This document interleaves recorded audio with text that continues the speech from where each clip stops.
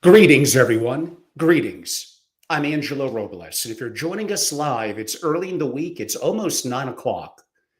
And I really have been thinking.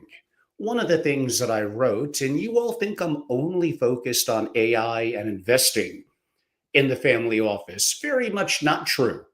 I'd like to talk a little bit tonight about how 90% of wealth transition failures have nothing to do with investments or taxes. I have kind of a lot to say. This relates a bit to a new book that I'll be releasing shortly. I'm excited about called A Family Office Playbook. And I have a big section devoted to family and wanted to share some highlights of some of my observations over about 20 years. And without further ado, let's do it. So, like I started with, 90% of wealth transition failures have nothing to do with investments or taxes. Oh, about 60% breakdown of family trust and communication, 25% the family is simply ill prepared, and 10% they don't have a shared vision. Most family offices get this backwards. They obsess over portfolio construction, tax optimization, estate planning structures, yet they completely ignore the only thing that perhaps really matters in the end, the family. I'm going to share an uncomfortable truth. Like I stated, 90%. This is my observations traveling the world, meeting families for decades. Again, their transition failures have nothing to do with investments or taxes. It really comes down to, as I stated, a breakdown of trust, communication, the family being ill prepared, no succession plan, no capacity building. We're going to get to that. And like I said, another part of it, no shared vision. The portfolio didn't destroy the family destroyed the portfolio. Well, for those newer to me, I'm Angelo Robles. Over 20 years, I've worked within the ecosystem of hundreds of incredible families and family offices. I've been so fortunate. And I'd like to hope I've learned a thing or two and seen what works. And I've also seen what fails. So I could tell you this with certainty: governance, how decisions are made, isn't optional. And purpose is the furthest thing from being soft. Preparing the rising generation, it doesn't just happen and they get it eventually. So, sure, I'm going to love to talk about money and AI. Now is just not the time. We're talking about the true foundation that determines whether your family even has money, as the saying goes, 3 generations from now. And on that note, after my little bit of preface and buildup, I'd like to get started. I'm going to break this down, even as my notes are here. Section 1, governance, which is really the foundation. So I think, and sometimes rightfully so, most families hear that word governance and think bureaucracy, because sadly, that's often the direction where that goes.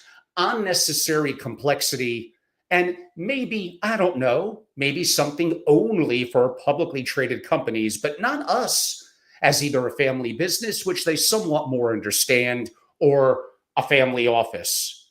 And they are wrong. Governance is the foundation to achieving family continuity. In my core membership organization has that word in it, SFO continuity. The ability to sustain a legacy across multiple generations and the seamless transfer of wealth, but more than wealth, of values, of knowledge. So the right governance brings together identity, purpose, and unity. The wrong governance, and having no governance is having governance, it tears families apart. You just have no control over it because you're not creating it as a family, following through and iterating it over time. So I'd like to also ask some questions. And I'd like you to actually answer them. Or for those of you that may be live, well, I'm not doing this on Zoom. I do some of my member programs like this on Zoom. I would say to nod along so I could see. One, here's a very important question to ask. Who are you as a family? Not what you own, not even what you've built, but who are you? I would ask and understand if I'm the family office, what generation are we on? G1, G2, G3?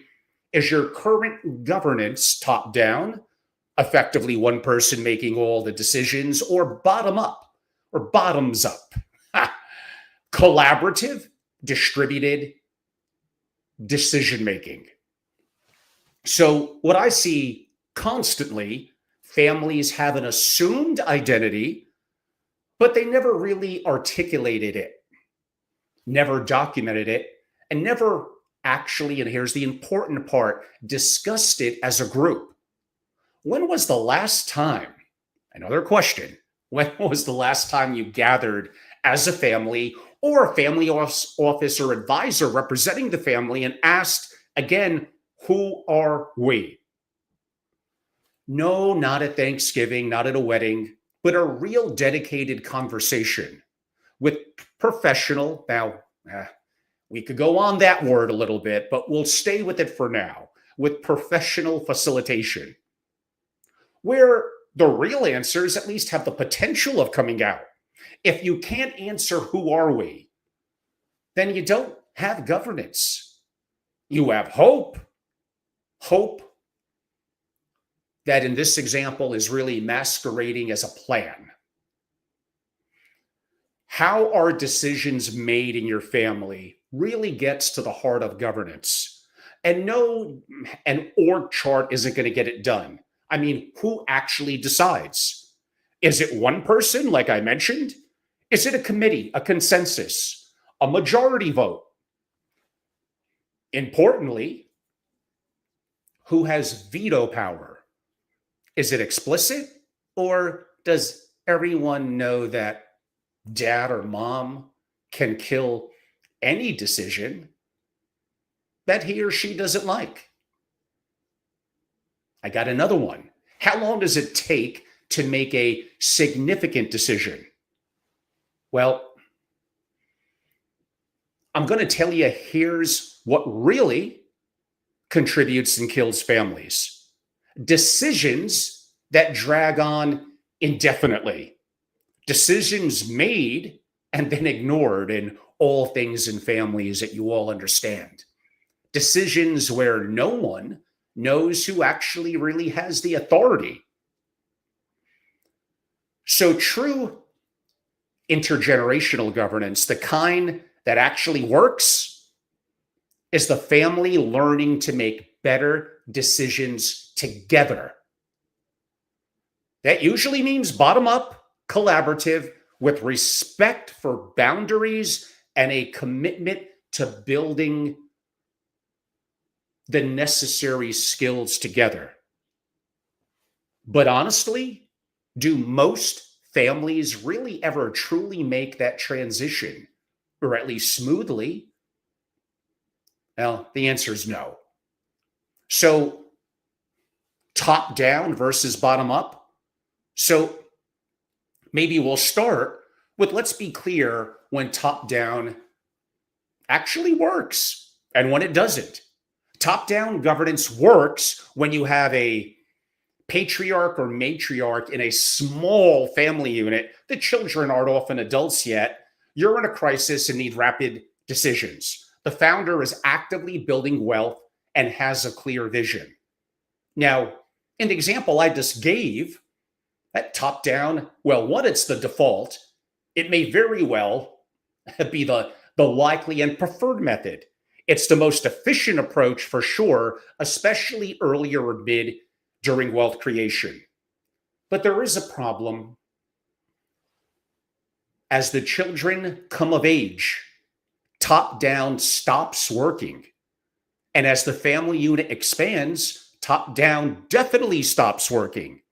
When multiple adult family members exist, well, that's another one. Top down, well, let us surprise. It stops working.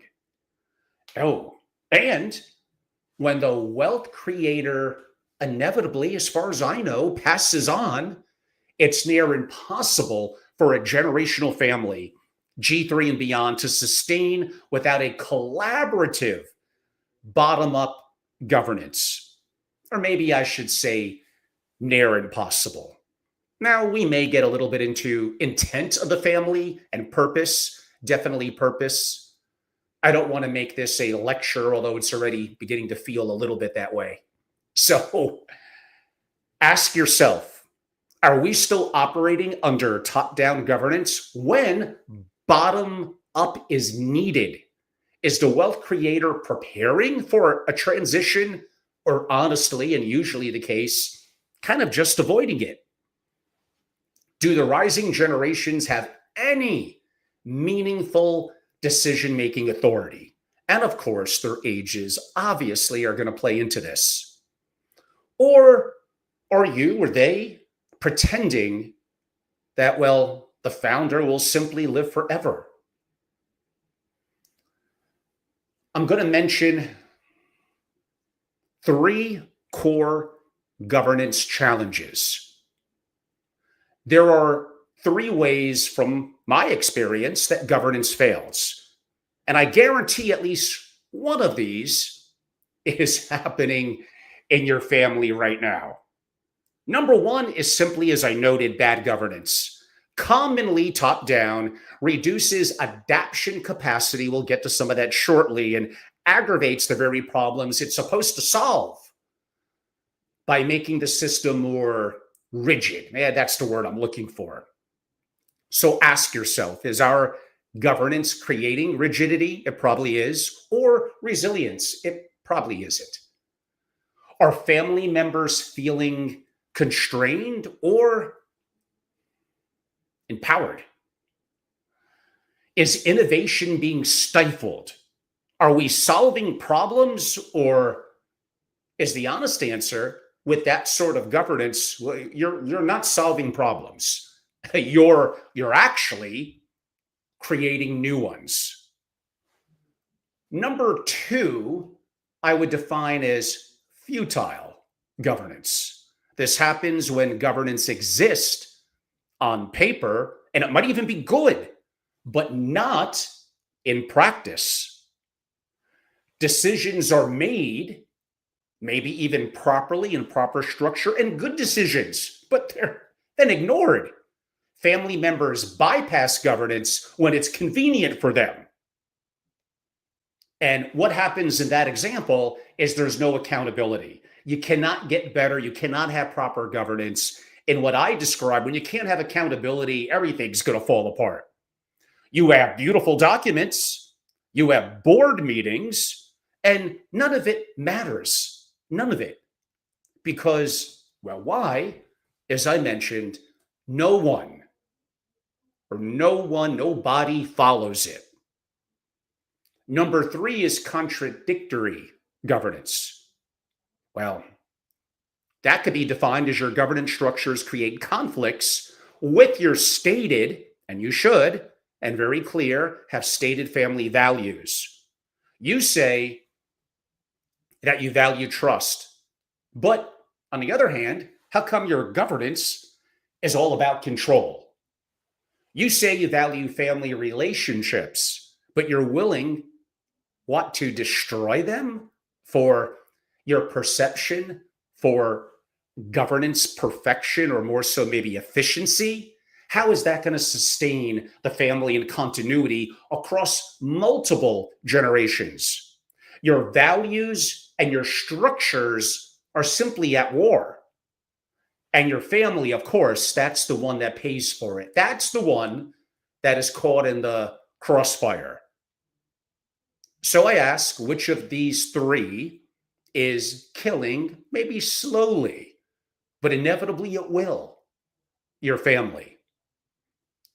Now, there is something I learned from Dominic von Einern, really smart guy, and I love his work. What he defines as synchronization. Now, kind of the secret to bottoms up governance that actually works. And no, it's not documents or org charts. It's not even policies per se. All of those things have value. But it really comes down to synchronization. And again, as I mentioned, you could read some of the great work. And there's so many wonderful deep thinker and thought leaders in this community that I really enjoy. I met him for the first time about a year ago. I believe he's German, but living in the UK, but I met him in New York. I did interview him probably about 2 years ago, Dominic von Einern at Family Hippocampus, for his amazing work on this. Synchronization, the coordination of events to operate a system in unison is the foundation for functional social systems. He'd be proud of me. When a family is synchronized, family members are committed to a cause. How about that? Synchronization creates a feeling of belonging, a psychological safety where people can take socio-emotional risk, a space where disagreement is possible without destruction, collective goal orientation. Now, without synchronization, your governance is usually going to be just simply unsustainable. Really, it's theater. It's documents that you're pretending, the family office, the advisors, whatever it might be, pretending to be decisions. So ask yourself, do family members feel they belong, that they belong to something meaningful? Really? Is there psychological safety to express disagreement? Can people take risk without fear of judgment or worse, even exclusion? Are you aligned on collective goals or pulling effectively in different directions? Now we're really at the heart of continuity. Oh, trust me, I much rather be talking about geopolitics, macroeconomics, our debt, our deficit, the future, AI, sovereign risk, investing, all things that I probably find more engaging. And some of you think the only things I know about. But in being in the trenches for years, these are the things. This is the foundation. This is where it all starts and built around intent and purpose and leading to governance. Most governance professionals, honestly, over my decades, they're kind of mediocre. And even they focus more on structures, not really dynamics. They give you documents, they might even be pretty good, but they don't really give you solutions. If you're working with a governance advisor who doesn't understand synchronization, maybe called by a different name by people, well, I don't know, maybe fire them and find someone who does. So a family constitution. Does your family even have a family constitution? Effectively, a document that sets forth your values and principles, defines your objectives, and outlines kind of how these important decisions are made. If the answer is no, it's unacceptable. But why not?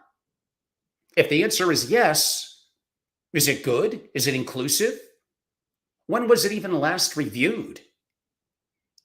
I mean, kind of what I see, family constitutions, let's be honest here. I'm going to give you a little secret. Family constitutions are often created once, filed away, and really never looked at again. And this comes down to a problem broadly in governance and in how a lot of the governance professionals are teaching and integrating it, but maybe a subject for a different time. But worse than never looking at it again, family constitutions that can be used as weapons, tools of control, ways to enforce, this gets nasty, compliance, rather than creating alignment. The Constitution should be a living document. It should evolve as the family evolves. Ask yourself, was the rising generation involved in creating or updating the Constitution? Do younger generations even seeing it as being irrelevant or it's a relic? Depending on their age, they'll probably look at it as being a relic. Is it aspirational and inspiring or bureaucratic and constraining? Does it create alignment or does it breed resentment? Yes, that's a question. If your constitution is gathering dust, well, it's not helping you. And if it's creating conflict, which is way more common than you would think, then honestly, it's actively destroying you. Now, from intent to purpose, to broadly governance, to decisions, to constitution, I think it is important to talk a little bit about values, mission, and vision. Maybe we'll start with values, not the values on whatever your website, not the values in your family office presentation, but really think deeper. Your actual values. Values are the non-negotiable principles that guide really or should everything that you do. How decisions are made, how money is spent, and how about how people got to have a sensitive side tonight, how people are treated. Can every family member articulate the core values right now? Can you even name your family's top 3, 5 values without, if you even have them, but looking at a document? Maybe more important than all of that, do your actions align with your stated values? Or are your values effectively more aspirational marketing, things you wish you valued, but not things that you actually do? And that maybe requires a little more self-reflection. But maybe a test. When values conflict with financial gain, what do you choose? Now, maybe for some, that's the real value system. I would put mission with purpose, so we'll begin to focus a little bit more on that. What is your family's purpose? Why does your family exist? Probably gets right to it. And no, don't say we're super rich in wealth preservation. Now, I'm going to share something that I have written about before, but haven't spoken about too much. Preservation is a method. It's not a mission. Methods masquerading as missions produce activity without accomplishment. So if you want real questions, what fundamental need are you fulfilling within the family or for this family? What would be irretrievably lost if you cease to exist? Are you preserving wealth? Think about that. Or preserving the capacity to create wealth? And that really gets down often to multi-generational continuity. Are you stewarding resources for a purpose or honestly just accumulating? I'll give you another uncomfortable truth. If your mission statement could apply equally to, I don't know, a bank trust department mission statement, you don't have a mission. What you really have there is a commodity service. He was great. The great Russian writer Dostoevsky said, neither a person nor a nation can exist without some higher idea. Financial wealth, financial wealth without a unified mission is very poor glue to keep families united and happy. So, purpose really is power. Purpose is the straightest path to strength, the strength of conviction and the strength to really to persevere. Ask yourself, how about this? Ask yourself this.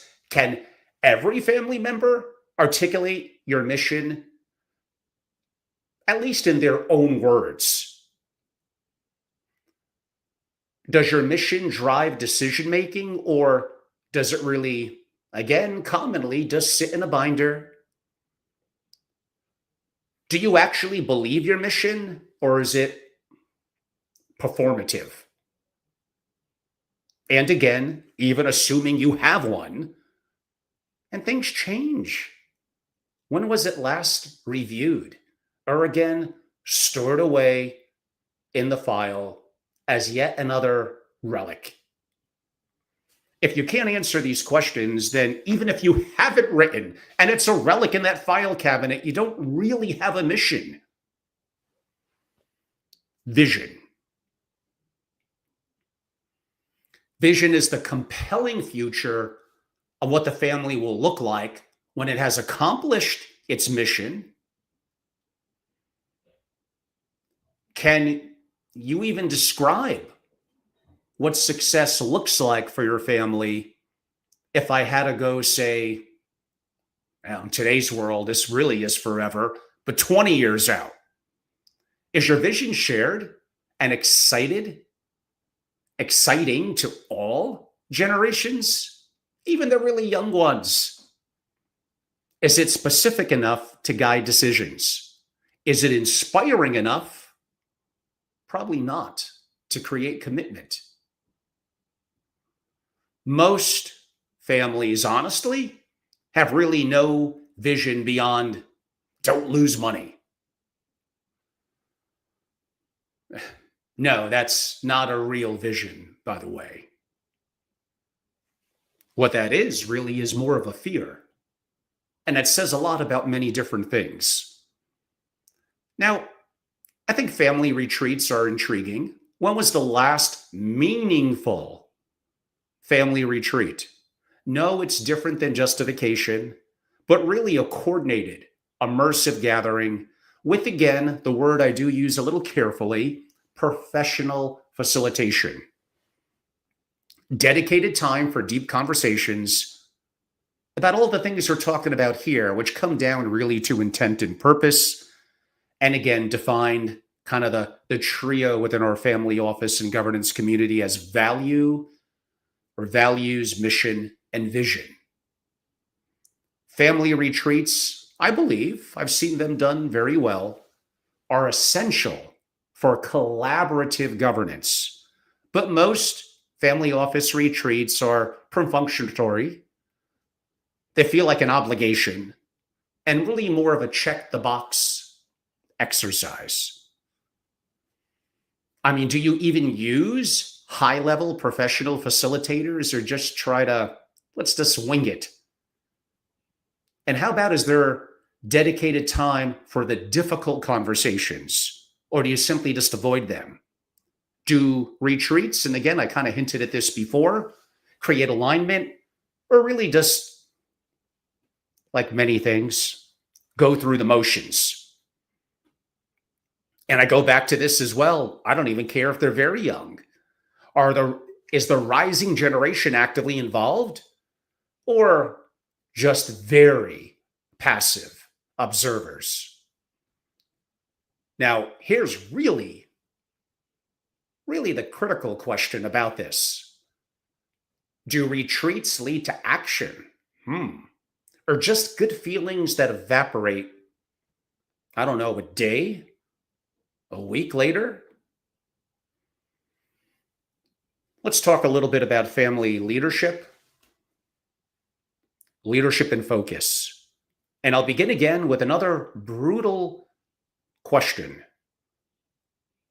What does the family think? What does the family think is its greatest threat to itself, the family. Have you actually asked all the family members? Or we just assume? We all do. We're busy. We assume that we know. I mean, Generation 1 may think the threat is market volatility. Generation 2, the threat is estate taxes. And 3, probably the correct one, meaning Generation 3, thinks the threat is really family conflict. And nobody's talking about it. Are the identified threats being actively addressed or perhaps acknowledged, but really ignored? And maybe here's a question. Who is really 100% focused on the family? Who? Including in the family office, who in your family office is 100% focused on the family? No, not the portfolio. Absolutely need someone for that. Not the tax strategy, sure. Not even the legal structures, but the actual family. Now, that also relates to a little bit of the 60-30-10 work of Scott Peppett and his great writing in Family Firm Institute. Kudos, great guy and some wonderful insight there. Who is preparing? Now I'm going to channel a little bit of the great Matt Wesley in family governance. Who is preparing the family through capacity building and capability development? Who is making sure the rising generation is even ready, and I don't always like this word, but we'll go with it, to steward this wealth? Why is there not a chief learning officer within the family office? Most families would say interesting, but that's everyone's responsibility. Now, when something is everyone's responsibility, like how I'm stating it, what does that usually really mean? It really means it is no one's responsibility. Because family development becomes effectively an afterthought. Something, yeah, like it's interesting. We'll get to it eventually. And of course, by the time you get around to it, it's too late. Assuming you even do, effectively the damage, of course, has been done. I would also look at something like I'm going pretty long form here. Family distress assessment. Is the family in distress? Do you have investments together? Sure. But what? Don't talk? Is there, just be honest, a significant conflict? Are family members effectively avoiding each other? Are there unresolved issues, keyword unresolved disputes, maybe better word, that are festering? And effectively communication. And then what happens there is, does communication break down? Ooh, this could get nasty. Are legal threats being made among the family members? If you answered yes to really any of these, governance reform is urgent, not optional. No, not next quarter, not next year. Literally right now. I hinted at it with capacity and capability. I'd like to go a little back to, or focus a little more moving forward on the rising generation, really rising generation education. Because everything that we've talked about, governance, purpose, values, and mission, it all really, what else matters but the rising generation? To grandparents, what matters most to them by far is their grandkids, their legacy, their bloodline. But here's the reality. You can have perfect governance today, sure. Perfect structures, perfect plans. But if the next generation isn't ready, won't it just effectively all collapse? So, another question. Let me ask you, what are the ages? And of course, these are all things the advisors and family offices should know, but putting it in a format, understanding it, and focusing on it makes it really come to life. What are the ages of the rising generation family members, and really how are they involved in the family governance? I don't know. Do they attend board meetings? Do they have voting rights? Or, and even if this, just simply observer status? Are they being prepared for future governance roles? Or, no, they're probably kept in the dark, sheltered from, the complexity, told they'll understand when they're older. When is that? Aren't they better off being immersed in this relatively younger? Now, we could debate that. I'm going to skew to much younger than what many of you would think, but that's just me and my experience. There's like a purpose imperative. Financial wealth without purpose, I said it before, you got to hear it again. Financial wealth without purpose is poor glue to keep families united and happy. Generationally, it may work in the immediate short term. It's definitely going to foster entitlement. It creates a purpose gap that the rising generation fills. Well, fills with what? The great Viktor Frankl said men devoid of purpose numb themselves with pleasure. People need purpose. They need purpose beyond financial wealth. I think I said this earlier, that purpose is the straightest path to power, the ultimate source of personal strength, with conviction and, as stated, the strength to persevere. So, the rising generation needs to ask, where am I going? And where do I want to be someday? Now, I'll give you a critical question. We'll call this a little bit of the one thing. What's the one thing I can do in my life that would mean the most to me and the world, such that by doing everything else would it be easier or unnecessary? Now, that is really getting clarity to that answer is really helps to provide a sense of purpose, especially for the rising generation. The most common regret from some of my conversations at the end of life is this: I wish I had the courage to live a life true to myself and not the life that others expected of me. Are you setting up the rising generation for that regret? Sadly, for many of you, I think that answer is yes. Now, you look at the rising, depending on their age, rising generation could be 60 years old, but I think you know what I mean. Average people can't deal with boredom. They're tempted to consume, I don't know, TikTok videos, Instagram stories. Effectively, today's world, they're getting constant stimulation. The brain isn't really made for this after how many, 10,000 plus generations. But life's not about being entertained 24/7. It's often the mundane routines that get you to the top, to understand purpose and focus and resilience. The stress that makes us grow as individuals and feel proud of when we accomplish something.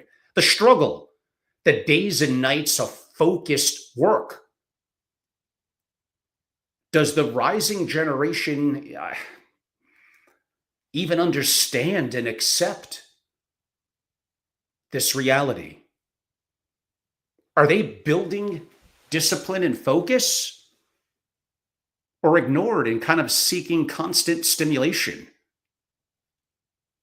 One thing that I notice in successful people, they're comfortable. This is hard. Comfortable with delayed gratification.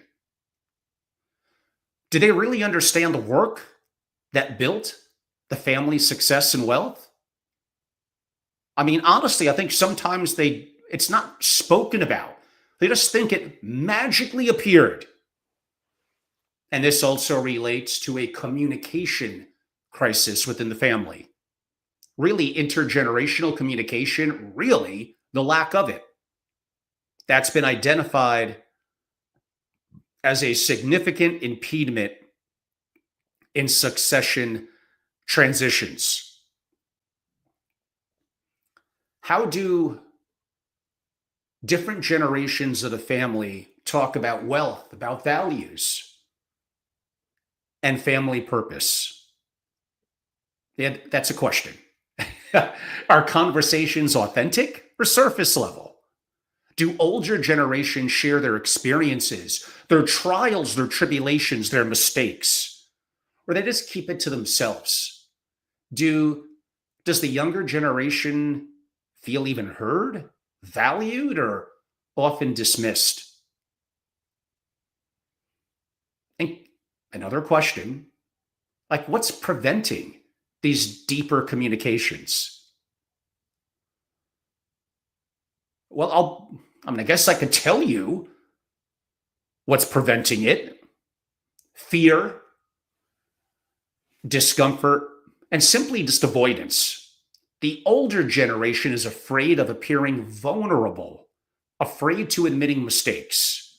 The younger generation is afraid of appearing entitled, and definitely afraid, I've seen this, of asking the wrong questions. So, boy, you got to go in on some of these meetings. They're interesting, and they're all the same around the world. So what happens is nobody talks, and the gap goes wider. And inevitably, it may take some time, but the family fractures. I have something I call 3 core needs. Let me tell you the 3 things the rising generation, I'm going to use the word must have. And I do mean must. Mentioned it earlier. Number 1, capacity. So who is teaching this capacity? Capacity building is the underlying ability of the family to adapt to changing and challenging circumstances. And again, Christian Stewart, Matt Wesley, Jay Hughes, many incredible deep thinkers and thought leaders have spoken about this much longer than me. So in that example of capacity, think about resilience, adaptability, emotional intelligence, conflict resolution, and even system thinking. Like, who is responsible for building this in your family? That goes a little bit back to a chief learning officer. Number 2, capability. And maybe this is where the family office could really help. Who is teaching this capability? Gaining the skills associated with personal finances, trust structures, governance, business, and of course, philanthropy. I could continue: financial literacy, investment knowledge, estate planning, business valuation, and really an important one, I did hint at it earlier, value creation. Are rising generations being educated on these topics, or you're just hoping, I don't know, school will teach them, life will, they'll figure it out? Good luck, or it'll be too late. And number 3 that I hinted that could tie this all together, a chief learning officer. Does your family, the family office, have someone 100% dedicated to family and in capability and capacity within the family. And I do mean 100%. Not someone who does it in their spare time. Again, not it's everyone's responsibility, then usually it's no one's, but a real dedicated role. My God, how about an actual budget? See, I want to get some of you good jobs in the family. With authority, with clear success metrics. And again, I do want to give a little bit of a shout out. I haven't spoken to him in years. Like, all you governance folks, like, you just avoid me now. But Matt Wesley at Lovin's Group, and I mentioned Christian Stewart. Jay Hughes, I do have a great interview I did 2.5 years ago. It's up on my platforms. And there's others. Those are just some that come to mind as incredibly deep thinkers on that subject, and kudos to them. So let's be clear. They would certainly all agree. There is no family continuity without this. None. It just won't happen. You wishing it will is not going to make it happen. I don't care. You could have the best investment returns in the world. You could have the most sophisticated estate and tax structures. Good for you. If you haven't built capacity and capability in the rising generations, the family unity and continuity, what you wanted to last for generations, and the good that they'll provide in family and community, the country, the world, it just will disappear. Oh, I could use a cup of tea. But let's continue. Philanthropic engagement does relate to much of this. Is the rising generation engaged in the family's philanthropic initiatives? And no, not just showing up at a gala. That's not going to get it done. How about real decision-making, authority, and philanthropy? Actually, why not? Do they even have their own philanthropic budgets? I don't even care how young they are to allocate. Have them think through their decision-making process with some guidance, of course. Your mentorship is so valuable. Are they even visiting non-for-profits, meeting beneficiaries, learning grant making and impact assessment? Philanthropy is one of, if not the most powerful teaching tools for values, decision-making, and again, not always my favorite word, but you understand it, stewardship. Honestly, most families, how do they treat it? Here's the check. You hand it to them, smile for the photo, and move on. But that's not education. I mean, what is that? I don't know. I guess it's a performance art. Might have some value from that perspective. Now, there's something else that I don't hear many people talking about. I do. I think about a lion. So what do I mean by that? Building courage, maybe really courage and competency, utility. The rising generation can't succeed if they're always fearful of living in the shadows. Often the difference between success and failure is not even better ideas or abilities. Honestly, really understand that word courage. The courage to bet on your ideas, to take a calculated risk, and really to act, to take actions. There won't be, I'm finding a lot of reasons why there won't be tonight, generationally sustainable continuity without courage. And courage comes from capacity and capability that really leads to competency. Anti-fragility is not the absence of risk per se. It's calculating the rewards in risk. Really, in many ways, perhaps I would say decision-making. No, in case you're wondering, this chair with no back is really not too comfortable.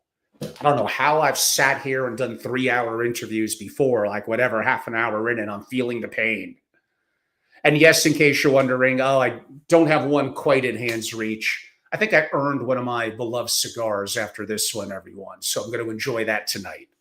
So ask yourself, are you creating safe spaces for the rising generation to take risk and, God forbid, potentially fail? Are you celebrating courage even when the outcomes aren't perfect, which they won't be a lot?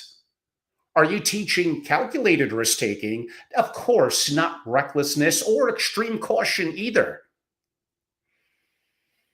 Or are you sheltering them from every possible failure, guaranteed they'll never succeed? How do you think that's going to end up? I know looking back on it, it's probably very obvious, but still. I mean, I mentioned earlier kind of investment education. Is the rising generation being educated on even what kinds of businesses that could be young private equity, direct investor professionals at heart? What kind of businesses make for great investments? How to properly value businesses, due diligence. Can they read financial statements and analyze opportunities? Again, capability, capability, capability. Do they understand the difference between speculation and investment? Now, we all know if you think that they're learning this in school, like you're fooling yourself. And of course, you're always the easiest person to fool. Are they learning from the family's investment successes and mistakes and failures? Or what? You're only showing them the wins? You think that's going to have a good outcome as well? So I have something I usually am an advocate for. I don't want to get too bureaucratic, but weekly family office kind of a integration. Family offices often host, maybe digitally more so in today's world, depending on where people are located, a weekly meeting to kind of begin the week, maybe even more of a stand-up. Let's say Monday morning. Assess new information, what happened over the weekend, get updates, what's our goals for this week, what's the one thing we should focus on right now, check progress, and a big one for me, reprioritize. Kind of a what's going on in the family office meeting. Now, I get it, depending on the ages of the rising generation. But the sooner they get indoctrinated into the family enterprise, the family office, the family philanthropy, the role, processes, thinking, decision-making, the more this engages them and teaches them. Now, I get it. Some family offices are going to find this like a little annoying, and I do relate to you. A little bit laborious, intrusive even. I'm telling you, this needs to be done. If the goal of the family inevitably is continuity, how could it not be? Capacity and capability building of the rising generation undeniably, and I'll get to some of the questions in a minute, undeniably helps accomplish this. So ask yourself, are the rising generations being invited to the family office meetings? At what age does this begin? Why not 12 or 13? Are they active participants or, again, passive observers? How about, is this a shocker? Should they be presenting ideas and analysis? Okay, maybe a little older than 12? Well, maybe not if they're really smart. Are they given real responsibilities with, again, the word I used earlier, accountability? Or are they, again, just watching, if lucky, from the sidelines and really learning nothing? I'm going to kind of leave you with this. Jeff Bezos said, stress doesn't come from hard work. It comes from ignoring things you shouldn't be ignoring. We all fall prey to this. And this actually is what causes our stress and challenges. Run to the most important thing. Run to the problem. Ignoring things are going to make things way worse. And this applies ruthlessly to family offices. The stress, the conflict, the ultimate failure in generational families doesn't come from doing the difficult work of governance, capacity building, even threat assessment. We'll save that one for a different time. It comes from avoiding it. Every ignored conversation, every postponed governance reform, every unaddressed vulnerability, it's only going to compound. And I know you understand this, yet we still do it. Eventually, the system breaks under the weight, or we do, under the weight of the accumulation of the denial. So maybe I now leave you a little bit with my challenge to you. I ask, what have you been ignoring? What conversations have you been postponing that you're not going to postpone them any longer? What governance reforms have you been putting off? And what capacity building and capability have you been meaning to start? You really are. You're well-meaning in this, but just haven't. Because I promise you, the things that you're avoiding right now, they're the things that will destroy the family before mediocrity in investment returns or adequate tax counsel. Those are easy. Again, it's not the market, it's not taxes, it's not even the estate plan. All valuable, I get it. But really the things you're ignoring, because you're probably not ignoring that. So you need to stop ignoring and putting things to the side that are really foundational for the family to have continuity and last over the generations. Now, again, a lot of this content relates to a new book. My members are going to get it first in PDF form. I may share clippets of it. And basically, it's a family office playbook. Actually, about 80% of it is more dedicated, not really to family, but to other issues in running really a top-notch family office. And I'll share some of the index and you'll get an idea of the content in the weeks to follow. I'll probably Kindle. I got 2 other books I'm working on as well. Kindle those sometime in the first quarter, but I want my members to get first dibs. I want them to reach out to me to interact. I want to be of value to them immediately and at the moment. And if you're not a member of my private membership, intelligence, and strategy community, SFO Continuity, go to angelorobles.com. You'll learn more about it and join. There's also masterclasses, consulting, and other work that I do in my love and my dedication to the family office community. I really do appreciate all of you.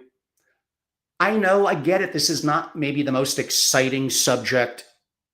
And I've been doing more of these lately as I've gotten a little bit of pushback that all I ever do is AI and investing. But that's, as you learned tonight for sure, my God, almost 1 hour.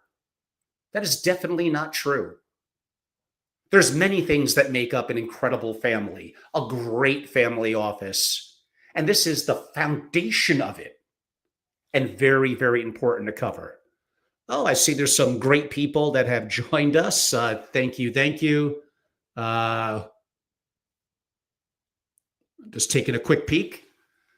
So those of you that are live, I appreciate you. I know we went very long on a solo here. And my God, that I could go this long on non-AI is like really shocking. And some of you, of course, will hear this on video. I'll be traveling this midweek, well, pretty local, going to an event in Greenwich. Really going to enjoy that. Again, I'm putting the finishing touches on a couple of books. I got my AI Family Office Masterclass. It's up on my website, coming up in person November 5th and 6th. I'm speaking at a conference in New York next week, going to the Cayman Islands in November. There is a lot going on. It's a really exciting time as we look a little bit to the home stretch of this year. And I very much look forward to the first quarter and so much going on there in 2026. So whether you're live or hear this on a recording, appreciate you. Follow my content across social media. Go to angelorobles.com to learn more. And again, appreciate all your feedback, and do give me feedback. Do give me criticism. I do not want to be in an echo chamber, but sometimes that is so tempting. And social media forces, because it picks up what we hesitate, what we view, and gives us more of it. I want the other perspective. I want my ideas to be challenged. Henceforth, I love what I do. Thank you all so much, and have a wonderful, wonderful evening. Thank you.